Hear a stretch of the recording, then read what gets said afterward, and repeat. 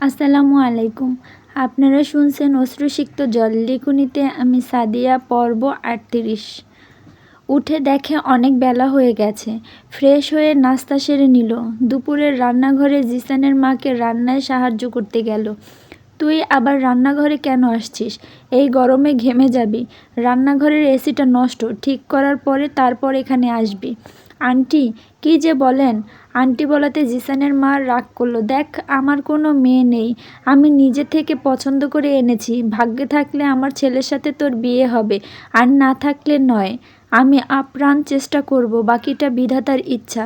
তবে আমি চাই তুই আমাকে মা বলে ডাকবি। চাঁদনি বেশি কিছু না বলে শুধু মাথা নেড়ে সায় দিল। আচ্ছা মা, তবে আমি এখান থেকে যাচ্ছি না। আমি আপনার সাথে রান্না করব। আমাদের বাড়িতে কোনো এসি নাই, মাঝে মাঝে গ্যাস ফুরিয়ে যায়। আমাদের উনুনে রান্না করতে হয়, কাঠ দিয়ে। গরমে আমার অভ্যেস আছে, সমস্যা হবে না। আচ্ছা, একটা প্রশ্ন করি। একটা না, হাজারটা কর। আমি উত্তর দিচ্ছি, মুখে একটু মুচকি হাসি জিসানের মায়ের। বাবা কবে দেশে ফিরবেন? তাকে যেহেতু মা বলে ডেকেছে, তাহলে তার স্বামীকে তো বাবাই বলা উচিত। বাবা বলতে গিয়ে চাঁদনির মুখটা কেমন যেন কাঁপছে। কখনো বাবাকে বাবা বলে ডাকা হয় নাই, আজ অন্যের বাবাকে বাবা বলে ডেকেছে। এই বাড়ির লোকজন অনেক বেশি ভালো। বিদেশের মাটিতে যে রয়েছে সেও নিশ্চয়ই অনেক ভালো। তার মনটাও এদের মতোই, তাই নিশ্চিন্তে তাকে বাবা বলা যায়। আর একদিন না একদিন তো তাকে বাবা বলতেই হবে। এই তো ১ বছরের মতো হবে হয়তোবা। আচ্ছা মা, বাবা কত বছর যাবৎ বিদেশে রয়েছে? জিসানের মা এবার চোখ তুলে তাকালো, দীর্ঘ একটা নিঃশ্বাস ছেড়ে বলল, ২০ বছর। এই ২০ বছরে কি সে কখনো বাংলাদেশে আসে নাই?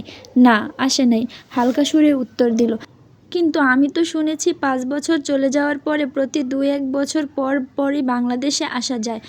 তা বাবা কোন দেশে আছে যে ২০ বছরে একটি বারও আসতে পারে নাই? শুনেছি বাবা ব্যবসা করে, খুব বড় ব্যবসা মনে হয়, সেজন্য হয়তোবা।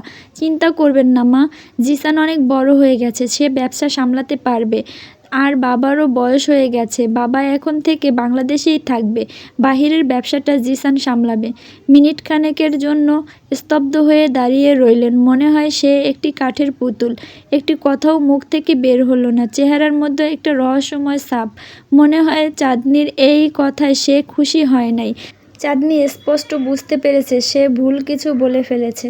কি হলো মা, আমার কথায় কি আপনি কোনো কষ্ট পেয়েছেন? না, তেমন কিছু না। কথা বলতে বলতে চাঁদনি অনেক আইটেম রান্না করেছে। দুপুরে সবাই একসাথে খেতে বসলো। খাবারটা খেয়ে জিসান বলে উঠল, আজকের খাবারটা অনেক স্বাদ হয়েছে না নানা ভাই? নানা নানু দুজনেই বলল, আজকের রান্নাটা বেস্ট হয়েছে। তোর মার যেদিন মন ভালো থাকে সেদিন রান্না অনেক দারুণ হয়। মা একটু চাঁদনির দিকে তাকিয়ে বলল, রান্নাটা আজকে আমি করিনি, চাঁদনি করেছে। সবাই চাঁদনির দিকে তাকালো। সত্যি চাঁদনি, তুমি রান্না করেছো? চাঁদনি মাথা নাড়ল। তোমার হাতে জাদু আছে, নানু কড়া গলায় জানালো। এই মেয়ে, পড়ালেখা শেষ না করে কখনো রান্নাঘরে যাবি না। জাদু দেখাতে হবে না, আগে পড়াশোনা শেষ করবি। চাঁদনি একটু মৃদু হেসে বলল, নানু, পড়াশোনার কোনো ক্ষতি হবে না। আমি গ্রামে মাঝে মাঝে মাকে রান্নায় সাহায্য করেছি। মা নানু যখন অসুস্থ থাকতো তখন নানা সবসময় আমার হাতের রান্না খেতে চাইতো। আমার রান্নায় নাকি স্বাদ আছে। মাঝে মাঝে রান্না করলে পড়াশোনার ক্ষতি হয় না।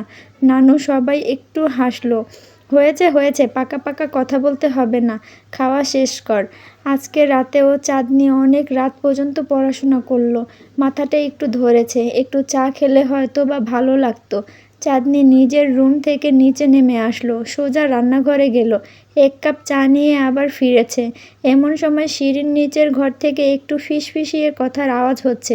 ঘরটা এত বেশি উজ্জ্বল, আলোতে আলোকিত না, মনে হয় ডিম লাইট জ্বলছে। চাঁদনির ধারণাই সত্যি। চাঁদনি ২ কদম এগিয়ে আসলো, দরজার সামনে দাঁড়ালো। দুজন মহিলার কণ্ঠ। কান খাড়া করে শুনতেই মহিলা কণ্ঠ দুটো পরিচিত লাগলো।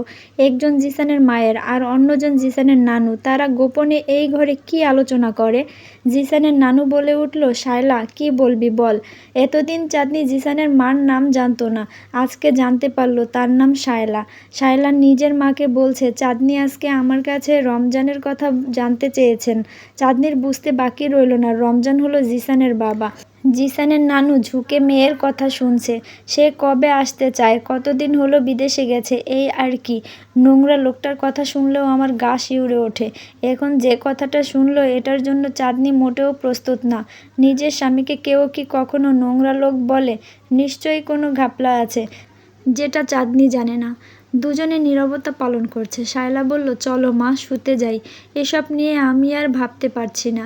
জানি না মেয়েটা যদি কখনো জেনে যায় কি ভাববে। কি জেনে যাওয়ার কথা বলছে শায়লা? তাহলে কি কোনো গোপন রহস্য লুকিয়ে আছে এই পরিবারের পেছনে?